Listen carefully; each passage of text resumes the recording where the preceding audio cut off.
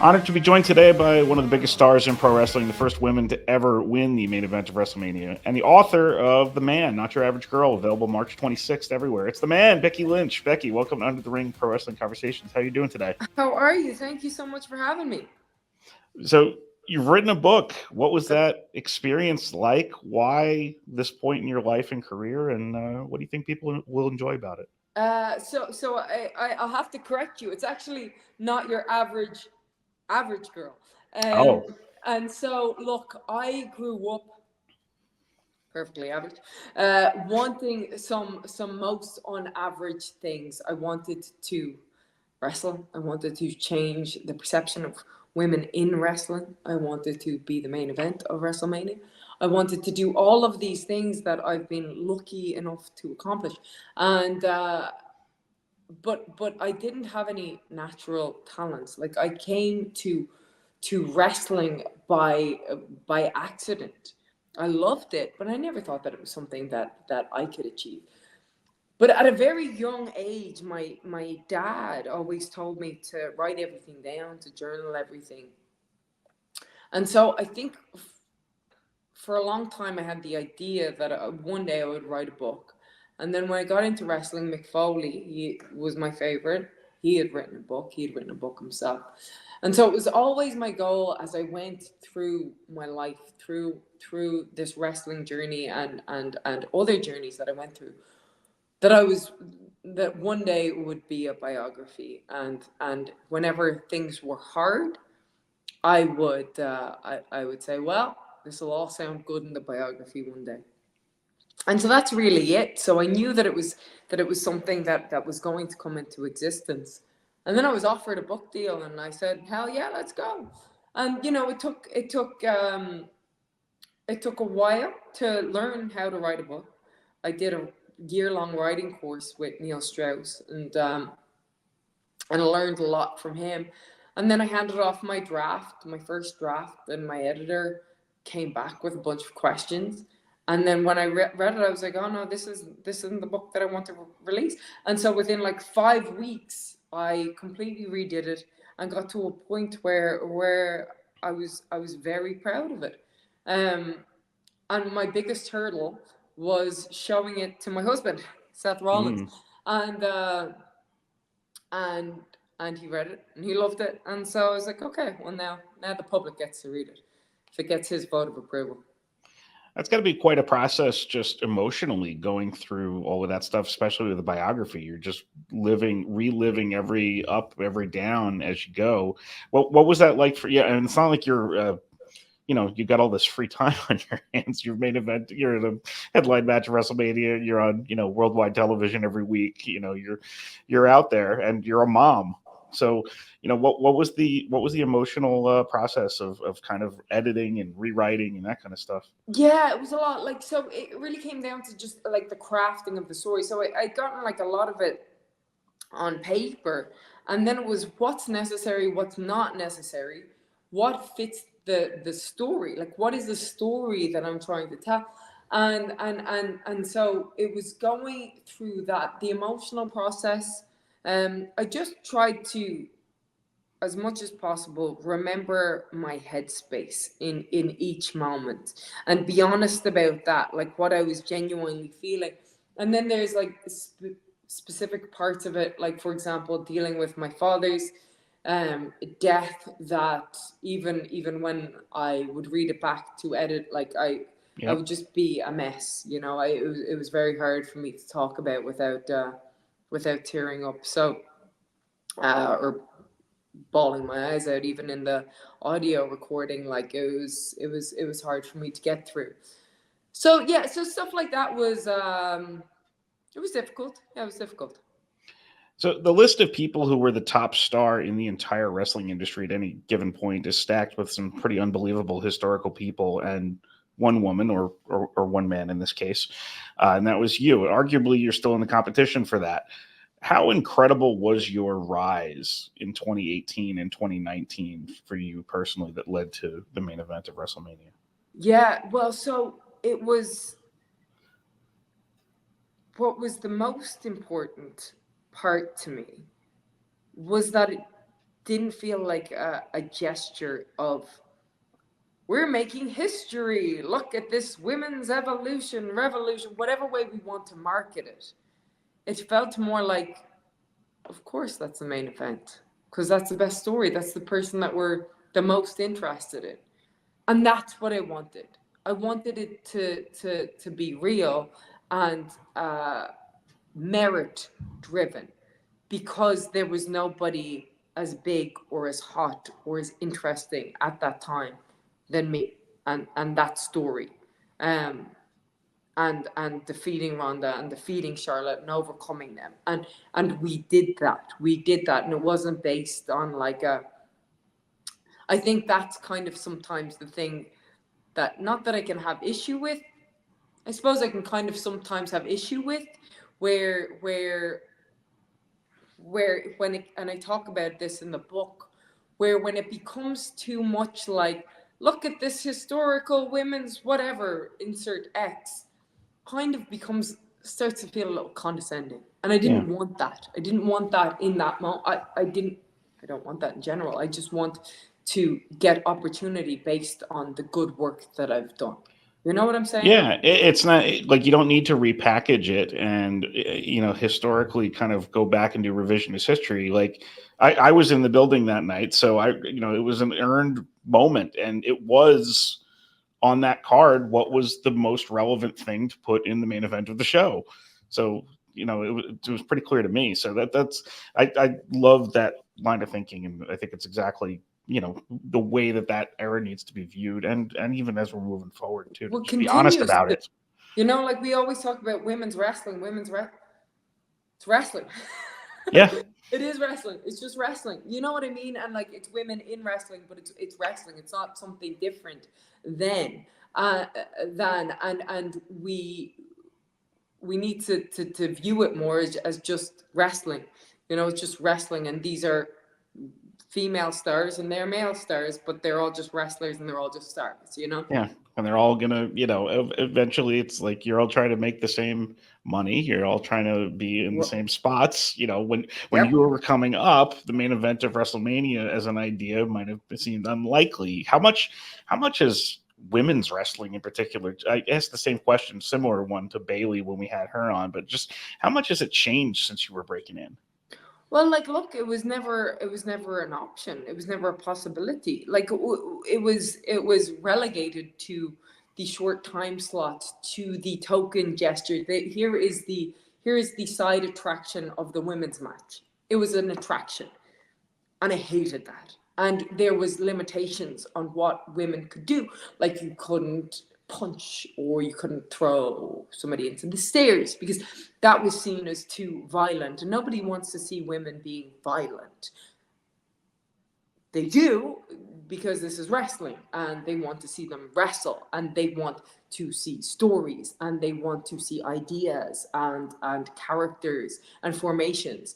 And I don't think anybody cares what the gender is. And so we needed to get rid of that thinking. Yeah. And I think there tends to still be some of that bias there, because it's ingrained. It's kind of almost like a historically ingrained thing that we just need to scrape away the layers of.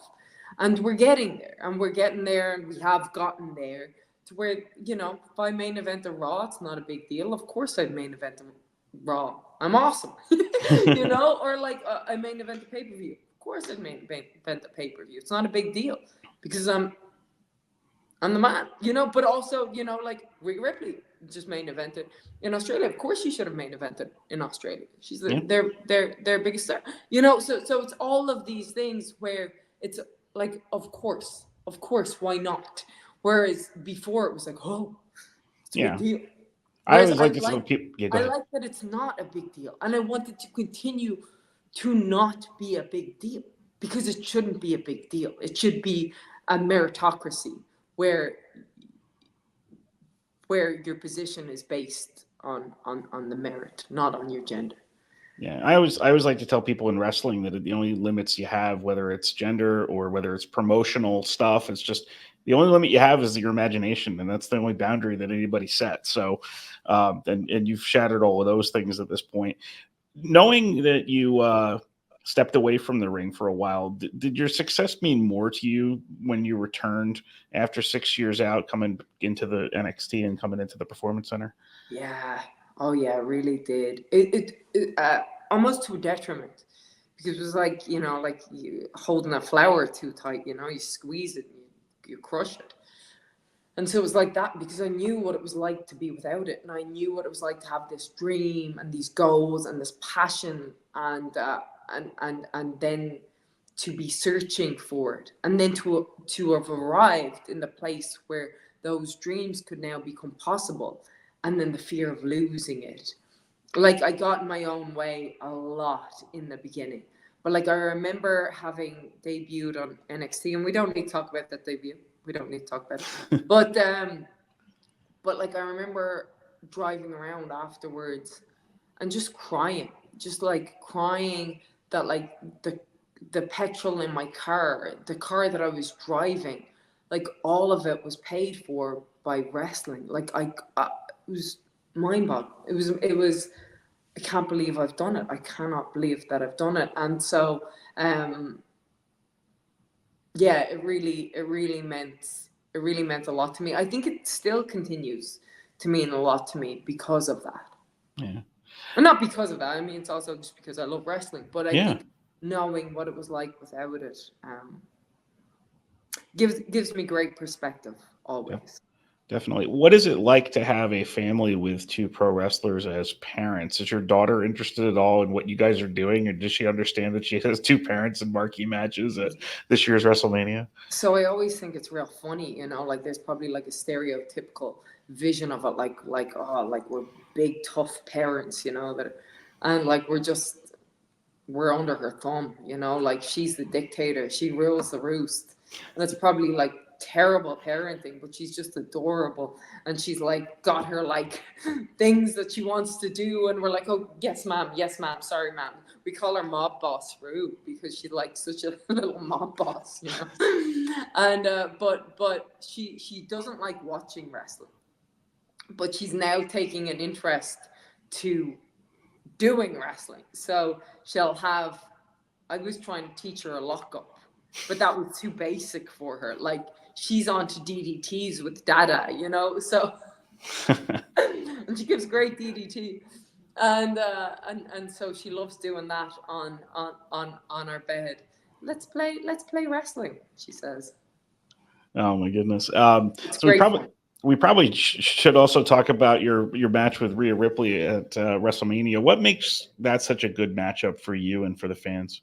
Well, for me, it makes it so great because so many people are doubting me, and it's like they've forgotten who the hell I am. Thankfully, I have not forgotten, but she's been front and center for the last year plus, and really just rising. But while she's been doing that, I've been doing all the hard work, the grunt work, the elevating everybody around me without a title in sight, but not losing a fraction of who I am and what I do. And to quote my fellow Irishman, Seamus, putting on banger after banger after banger after banger, making all the towns, doing all of the media, while being a best-selling author and while raising a 3-year-old on the road.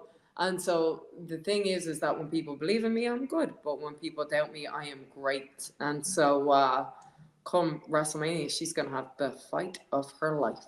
But here we are, like two of wrestling's top stars. And that's the great thing. It's not about gender now. It's just we're two of wrestling's top stars. And she thinks she's infallible. And that's a problem, because to quote the great Pearl Jam, in one of my favorite songs, they have a song called "Infallible," and when they say by thinking we're infallible, we're tempting fate instead, and I think that's where she's at, and I am fate. Fate dressed as a red-headed devil. So yeah, she's screwed. she's done. Very good. And then what I like about the run that you had leading to this too is that you had the stop at NXT with Tiffany Stratton and with Lyra Valkyria, which was very good and very entertaining and cool to see those performers, mixing it up with you. It's kind of, again, just let's not limit the imagination. Let's do what we want to do. What did you think of that time? Oh, I loved it. I loved it. It wasn't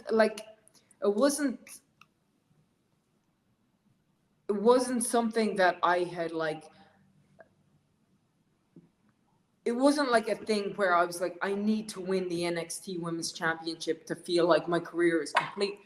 But when the offer was suggested to me, like, would I go down to NXT and work with these girls? I was like, hell yes. Because when I was in NXT, several things. When I was in NXT, it always felt like anxiety because I was always worried about getting fired. And going back to NXT, I got to relive it without that fear behind me. But also, when I was in NXT, we had no girls who had main evented WrestleMania. We had no girls who had main evented any shows, Right. as far as I'm aware.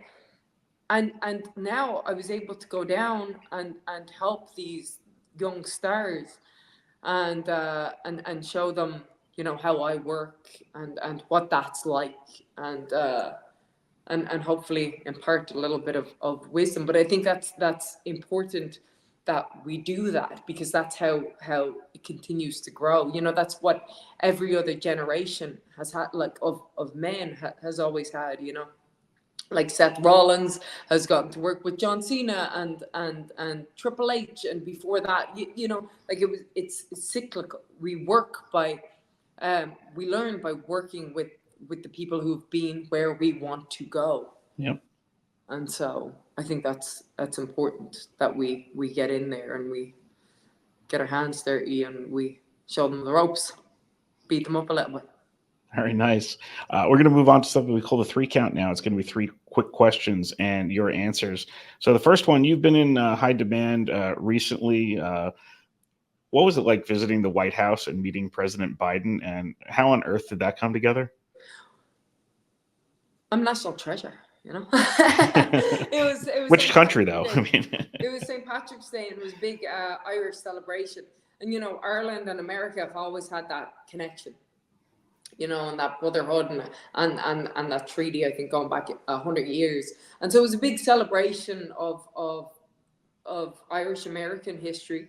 And so as part of that, I got invited, and it was just a great positive atmosphere in there. And then also to be in a place where the most important decisions in the world have happened, and so many important decisions have been made throughout history. It was really, really fascinating. And then getting to go in there and slide my book into the library was not something I had put on my bucket list, but there we are. Life keeps surprising me. It's great. Now that it's there, yeah. And I would be remiss if I didn't congratulate you on the citizenship as well, hearing that on Monday. Very much. And then second question, as a pun guy myself, I was always a big fan of yours, of your puns on social media. Other than Becky Lynch, who is the best punster in WWE? Gosh. Is there a number 2? Yeah, no, like, I mean, Trish Stratus is pretty great, actually. Yeah, Trish Stratus is yeah, she's up there. That's great. We at my own job, we recently just hired an editor, and the 2 of us are currently driving our entire group chat at work completely insane because she's worse than I am. And so full grown, the puns are full grown as they say. Oh, but I love and then the last question, what 3 contestants would you select for WWE for the most entertaining edition of Jeopardy? Most entertaining. So, I need to go back there. I need to, I need to get the hang of that damn buzzer. I need to go back and I need to revise some history. So can I put myself in there or no? Oh, there's no rules here, so absolutely. Okay, all right. I'm going back. Can you imagine if I went back and just won regular Jeopardy, all of it? Why not? Yeah, I mean, You had a That would number be- of answers that were close to what was actually the answer but anyway. it was also the buzzer, and I'd never Right. watched Jeopardy before. I'd never watched a single episode. That was on me. That was on me. My bad. My bad. Anyway, we make history without even trying sometimes. Literally, Seth Rollins. Seth Rollins would be fabulous on it. Just because he's so smart. I don't know that would be entertaining. It would just be good because he's just very incredibly smart. And then I want to put Big E on there. Yeah, I want to put Big E on there. Any reason for that one? Did you happen to watch our episode of The Weakest Link? I think I missed that, actually, amazingly enough. Did you? Yeah. I was the strongest link every single round. And then it came to the end, and the New Day voted me off, even though I was the strongest link. And this was for charity. And those lads, they're smart in many ways, but they were dummies on that show. So I want to see Big E on that show. See what he does. See what he can do there. Yeah, Big E, I'm gonna get you again. But on Jeopardy, so it would be me, Seth Rollins, and Big E. That would be entertaining. I thought whatever, Celebrity Jeopardy, so it's fun whichever way you look at it. But that was a pretty fun experience. And so anyway, Becky Lynch, thank you so much for joining me today. Once again, The Man, Not Your Average Girl, available March 26th everywhere, and of course April 6th and April 7th at Lincoln Financial Field in Philadelphia. It's WrestleMania on Peacock. Becky Lynch versus Rhea Ripley. Thank you so much for joining me. This has been an absolute honor. Thanks a million.